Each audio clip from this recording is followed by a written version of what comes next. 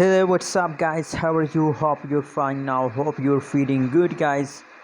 Once again, I'm talking about IDEX token, guys. What's the price of IDEX? What's the price changes occur in IDEX? Let me show you guys. But before starting this video, please subscribe my channel for more news and updates videos about IDEX coin, guys. Anyways, guys, let's start the video and let's go ahead. So guys, if you talk about the price of IDEX, so the price is about 0.4504 USD dollar. That is a right now price of IDEX. And furthermore, if you talk about the changes occur in the IDEX, 4.79% negative changes occur in the IDEX, guys. So now, guys, that's mean that from the last 24 hours, the IDEX is completely going in the loss.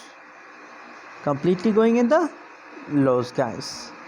Oh my god. Furthermore, guys, if you look the trading volume of 24 hours, fully diluted market cap, so everything are going in the loss. I mean negative, going negative 5% and negative 11% the market cap decrease, guys.